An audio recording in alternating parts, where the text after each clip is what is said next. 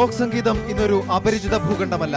നിരവധി അനവധി സംഗീത തീർത്ഥാടനങ്ങളുടെ ശാഖോപശാഖകളുള്ള വൻമരം. ആ വൻമരത്തിന്റെ ഇന്ത്യൻ ശാഖ men who pose. Indian rock സംഗീത ബാൻഡുകളിലെ ആദ്യ നാമം. കോഴിക്കോട്ടുകാരൻ അനൂപ് കുട്ടിയുടെ നേതൃത്വത്തിൽ 2001 മെൻ ഹൂ പോസ് അവതരിച്ചു.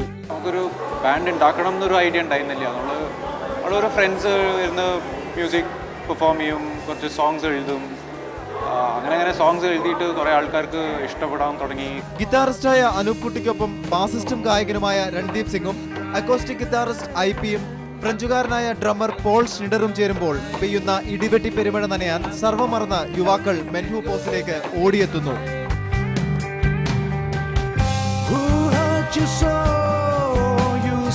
പാശ്ചാത്യ ഗാനങ്ങൾ പാടുന്ന പതിവ് ഇന്ത്യൻ റോക്ക് ബാൻഡുകളിൽ നിന്നും വ്യത്യസ്തമായി സ്വന്തം സൃഷ്ടികളാണ് മെൻ ഹൂ പോസ് പാടുന്നത്. ആദ്യ ആൽബമായ ദ സ്റ്റോറി ബിഗിൻസ് പുറത്തിറങ്ങുന്നത് 2006. ദ മിഡിൽ എർത്ത് കമ്പനി എന്ന ആൽബത്തിലൂടെ ആഗോളതലത്തിൽ അംഗീകരിക്കപ്പെട്ടു. US-ലെ സൗത്ത് ബൈ സൗത്ത് വെസ്റ്റ് മേളയിൽ പങ്കെടുക്കുന്ന ആദ്യ ഇന്ത്യൻ റോക്ക് ബാൻഡ്. ഇന്ത്യൻ ഗവൺമെന്റിന്റെ സ്പോൺസർഷിപ്പ് ലഭിക്കുന്ന ആദ്യ റോക്ക് ബാൻഡ്. ജാക്ക് ഡാനിയൽസ് ഇന്ത്യയിൽ നടത്തിയ അഭിപ്രായ സർവേയിൽ മുമ്പന്മാരായതുവഴി വിഖ്യാത മാഷ് ഫെസ്റ്റിവലിൽ പങ്കെടുക്കുവാൻ അവസരം.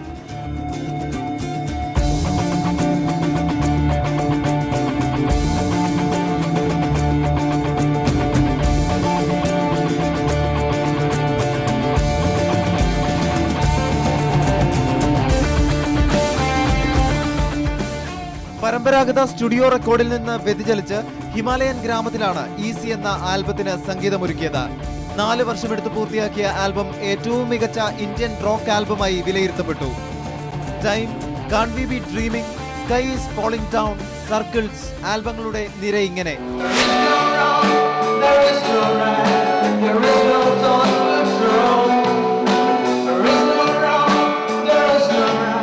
ദില്ലി സെന്റ് സ്റ്റീഫൻസ് കോളേജിൽ കെമിസ്ട്രി വിദ്യാർത്ഥിയായിരിക്കുമ്പോഴും ലാബിലെ രാസമാറ്റങ്ങളെക്കാൾ തന്റെ ഗിറ്റാർ കമ്പികളിലെ രസവേഗങ്ങളായിരുന്നു അനൂപിന് പഥ്യം. കളക്റ്റീവായിട്ടൊരു റോൾ മോഡൽ ഇല്ല നമുക്ക്. അതുകൊണ്ട് actually that is great because we have lots of different ideas coming in to the band. So I listen to lot of 60s and 70s rock and roll and lot of psychedelia. മറ്റവരെല്ലാവരും വേറെ different kinds of music ആണ് കേൾക്കുന്നത്. സംഗീത ലഹരി പകരുക എന്നതല്ലാതെ മറ്റൊരു ചിന്തയും മെൻ ഹൂ പോസിനില്ല. Music just carries on. It's the brotherhood of music, and we call it Men Who Pause. We want to travel with our music. That's the idea. Learning Edaka, the traditional drum instrument from Kerala that you play like this. പാരീസിൽ നിന്ന് Paul ഷ്നിഡർ ഇന്ത്യയിൽ എത്തിയിരിക്കുന്നതിന് പിന്നിലൊരു രാഷ്ട്രീയമുണ്ട്. കലാകാരന്മാരുടെ പറുദീസയാണ് Paris എന്നത് ഇന്നലെ. ഇന്ന് സമസ്ത മേഖലയിലും French ജനത മാന്ദ്യം അനുഭവിക്കുന്നുവെന്ന് Paul സാക്ഷ്യം. ഇന്ത്യൻ നഗരങ്ങൾ മാറുന്നു, യുവത്വവും ഇന്ത്യയിൽ തുടരണം. ഇന്ത്യൻ സംഗീതത്തെ അറിയാനുള്ള ശ്രമങ്ങളും പോൾ നടത്തുന്നു. Paris used to be the paradise of artists, you know, with Picasso and all the impressionists, but this was 100 years ago. And Paris has changed a lot and India is also changing. രാവ് നഗരയുവത്വത്തിന് കൂടണയാനുള്ളതല്ല.